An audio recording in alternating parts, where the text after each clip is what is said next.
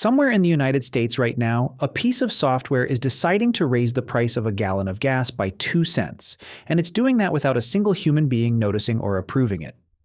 Modern fuel pricing software, sold under names like PriceCast, can change the price at a single gas station up to 10 times in one day. Not once a week, the way most people assume.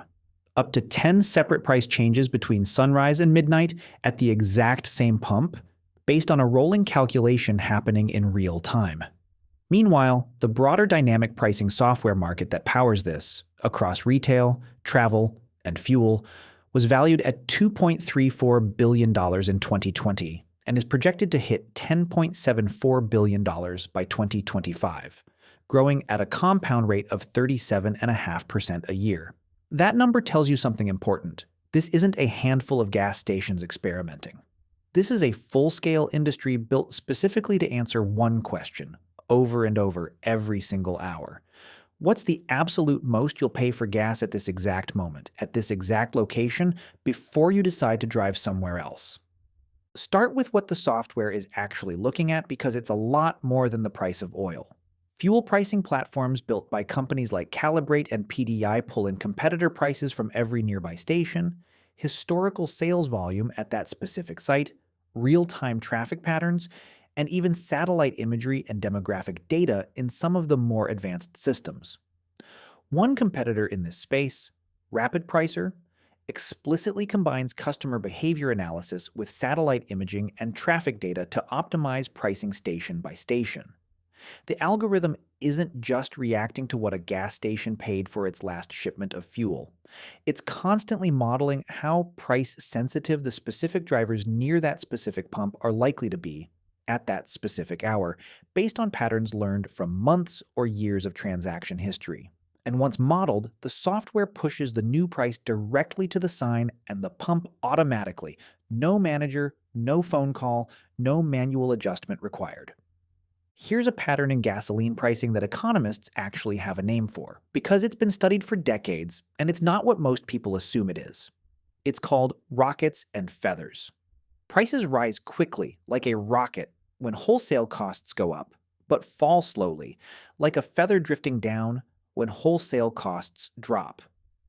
A comprehensive academic study covering over 12,000 gas stations across Germany found the pattern was, in the researchers' own words, pervasive. Consumers have noticed this asymmetry for decades, and the natural assumption is that it proves stations are colluding, quietly agreeing to keep prices high together.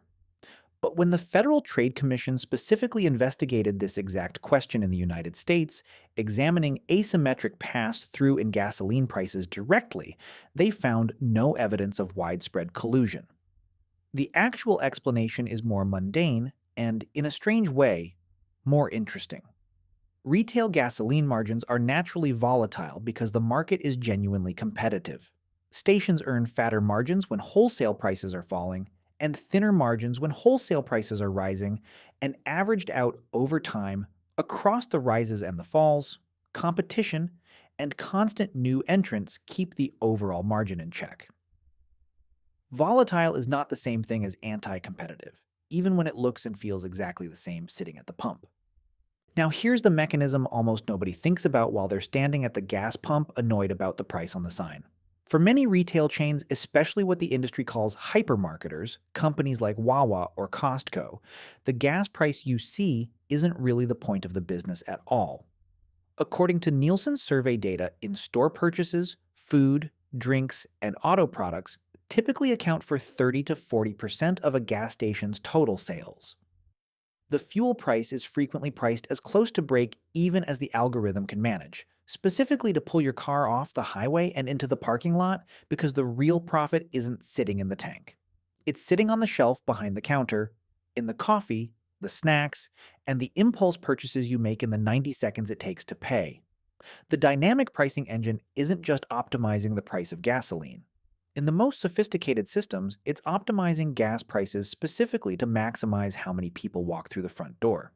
But here's where the line between competitive pricing and actual illegal collusion becomes very real, because it's happened before and people went to prison for it.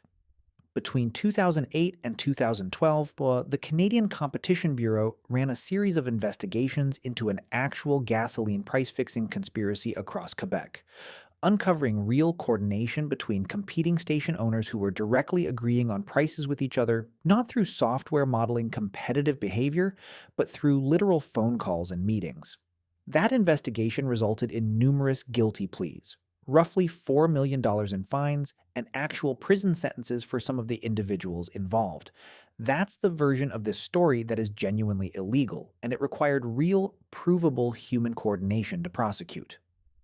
The dynamic pricing algorithms running today are built specifically to avoid ever needing that kind of direct coordination.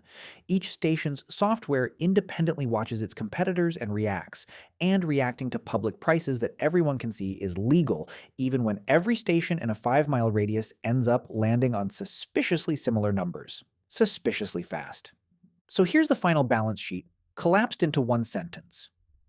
Software watching your driving habits, your local competition, and even satellite images of your neighborhood is now deciding what you pay for gas up to 10 times a day, using pricing patterns that look identical to a real, prosecuted criminal conspiracy from just over a decade ago. Except this version runs through an algorithm instead of a phone call, which is exactly what makes it legal.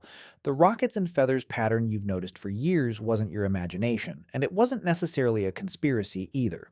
It was a genuinely competitive market, being priced in real time, by software built to find the exact number where you'll grumble about the price and pay it anyway, then walk inside and buy a coffee on your way out.